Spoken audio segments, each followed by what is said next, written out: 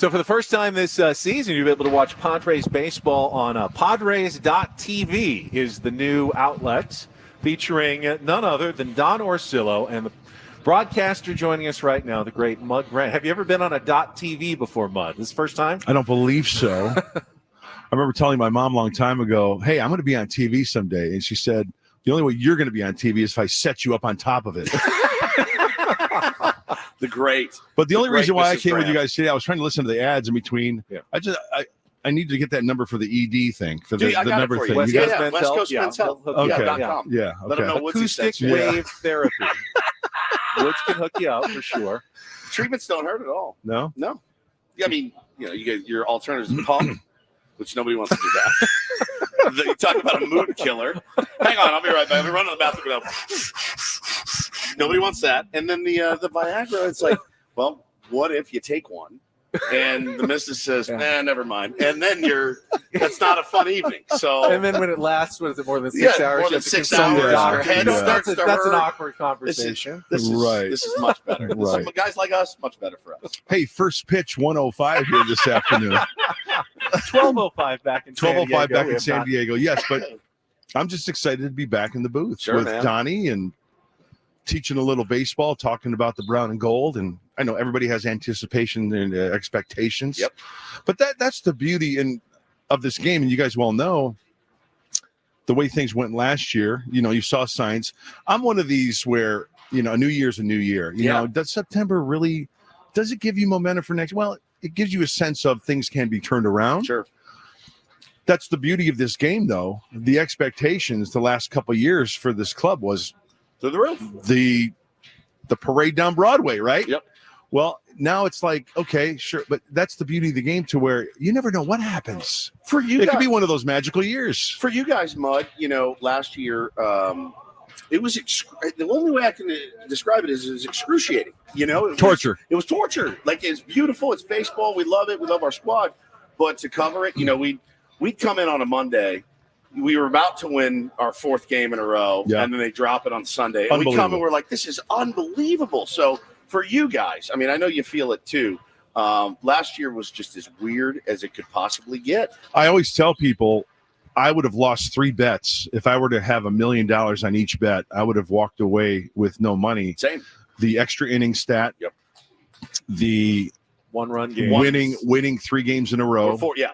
And then what was the other one? One-run game. One-run games. Yeah. And then how about this one as well? The Grand Slam. Wasn't for not till August? Yeah. Wasn't it Yeah. late August? First Grand Slam? Yep. It was like full of anomalies, the entire season. It was tough. And I don't have a crystal ball. I'm not in the fortune telling business, but it just goes to show you that last year was such a conundrum and such a head scratcher that I have reason to believe that for a team to experience that 2 years in a row, the tide can turn, and you never know how this game of baseball, like any sport, how it can turn on a dime. No question. And you've seen Mud. We're talking to Mud Grant here on Ben and Woods this morning. You've seen guys come through spring training for many, many years now. So have we. We've been covering this team now out here, seeing these guys and hearing these names, and you go out and see them. The guys that are kind of on the bubble, the guys that they're talking about to break through the next level. All I ever hear about these guys, the Marcies, the Motorellas, the Paulies, all those guys, some of the young pitchers, dudes, these guys are studs. And, you got to do it at the highest level, but so far so good for a lot of these guys. I think the experience of just being here, being in that room, getting dressed with the big leaguers and what it takes, there's a couple of things. One is, wow, it's the big leagues, but it is spring training. But secondly, you sit back and you think to yourself, boy, these guys, they're pretty much just like me. They're talented, they're uber talented because they've been here for a long time. But my point is, you walk into a clubhouse and you realize that some player, teammate, the way he acts, the way he talks, the way he goes about his business. You know what? That's the way I am, right? So it's just a matter of going out there and executing and having these kids go out there and getting some ABs and some innings. For instance, Jackson Merrill, great athlete. I hear he's a great kid. Will he succeed in left field? If he is, in fact, the left fielder, well, who knows? But I tell you what, if Mike Schultz sits down with him and says, hey, you're going to be believe me, his his confidence is going to skyrocket. He's going to do everything in his power to get out there and face big league pitching. Can he face the big league pitching? That remains to be seen. But I'm excited. I talked to a lot of people in the minor leagues, coaches and administration guys, and they say that they couldn't be happier right now with the loads of talent that they have down there. Yep. But then again, it is the minor leagues. You got to prove it at the big league level. That's 100%. Where you pay the dividends. Yep. Today marks the beginning of your 29th year as a broadcaster in Major League Baseball after your playing career.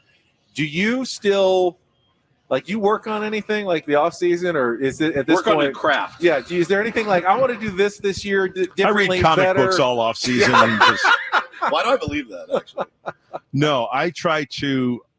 I think one of the greatest things that you could ever do for yourself to help you learn more is to read as much as you can. And I listen to you guys in the morning as well to try to learn something. You learn nothing there. That's fine. That just to keep up. And we are so lucky these days to have the access of MLB.com. Yep. Stories like when Mike Schilt talks every morning, AJ Cassavell, Dennis Lynn, Kevin Acey, they read their stuff. So, yeah, a little bit here and there. Try to, as much as I can, to just keep a hand on the pulse. You listen to Woods to hear how he makes fun of me to help you make fun of Don a little bit more. Yeah, I see where you're coming from now. I wanted to ask you this question, and I asked some of the guys when we were out here at fantasy camp, the old school guys. I did, and it bothered me. It resonated with me so much this year at camp to hear some of the guys from maybe even the generation before you that they don't like baseball anymore. And that breaks my heart. Yeah. It really does. Yeah.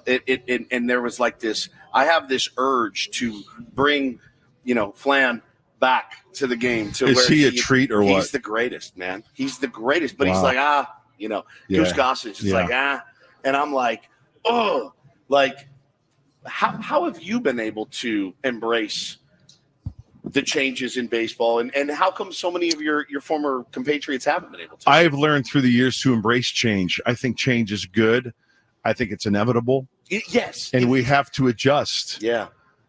If Rich Gossage or Tim Flannery or Tim Lawler or somebody, that's their opinion. Sure. And I get it. I really get it.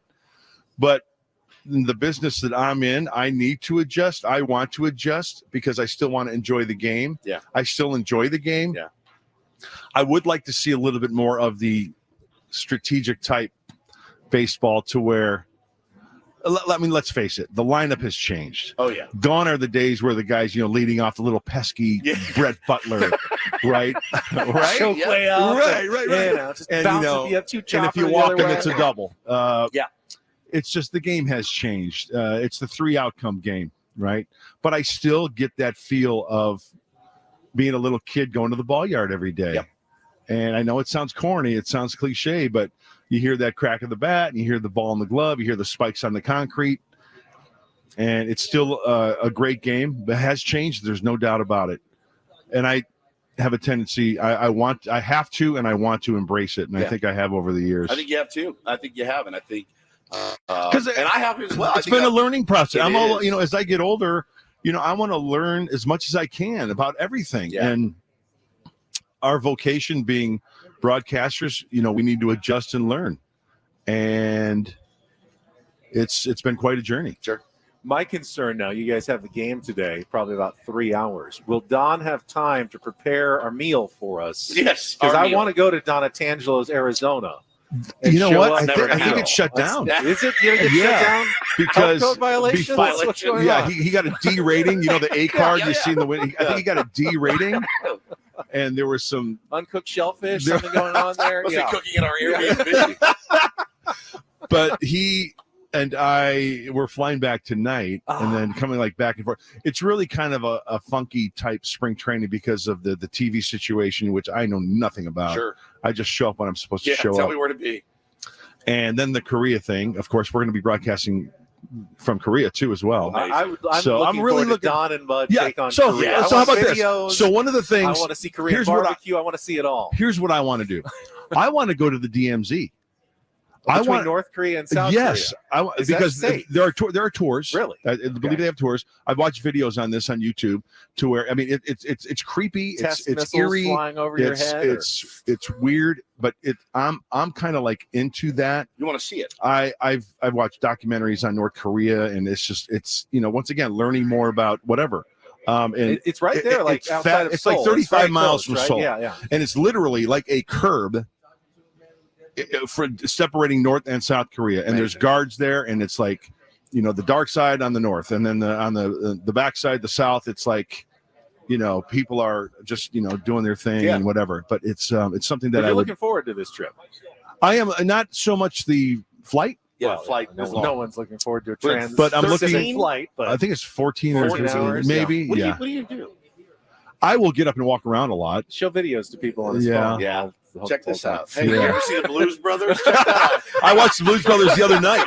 I'll tell you what, probably hands down one of the best movies ever made. Think about it, Blues Brothers. Okay, here's my critique on Blues Brothers. Seriously, storyline, cast, music, Fantastic music. Yeah, it's unbelievable. It is. I just showed Bo Fletch for the first time. Oh, I watched Fletch the other night. It's all about I don't want my wages garnished. Oh no! Open your raincoat, Mrs. Stanwyck. It's his favorite now. He loves it. There's so many sleeper lines in Fletch. Chevy Chase is so good. Like remember he's in the house, Sally Ann Kavanaugh's house, and he's looking around. He's in the kitchen, and he just happens to turn, and there's like a 3-dome light in the kitchen, and just all of a sudden he gets in there, and it's like caught in it. He's trying. His slapstick and it's amazing. I don't want to have full rank on you. I'm with the Manchester Police. This is for the cops. Going to call the cops. I'm telling you, man. See, this is I'm now passing that on to my 6-year-old. That's a rite of passage. Absolutely. There are certain movies. How old's Bo now? 6. Oh, he watches inappropriate things all the time. We just watched Roadhouse the other night. Really? Right. He's fine. Roadhouse. Wow. Yeah, Patrick Swayze. Yeah. Right? Yeah. What was the name of the club? Oh, it was Double Deuce. Double Deuce. Yeah, he loved it. But Blues Brothers, man, gosh. That ain't no Hank Williams song. Excuse me, ma'am. We're with the band. We're just wondering, what kind of music do you play here? Oh, we play both kinds, country and Western. He'll go all day. He'll go. This is the flight to Korea. Did I show you the pictures? No. Did I show you the pictures of when I went back to Joliet to visit my mom? Oh, did you? And Dad, and I just saw the Prellers. See now the locals. Speaking of the mom, locals in Joliet, we call the prison where Jake comes out. Yep.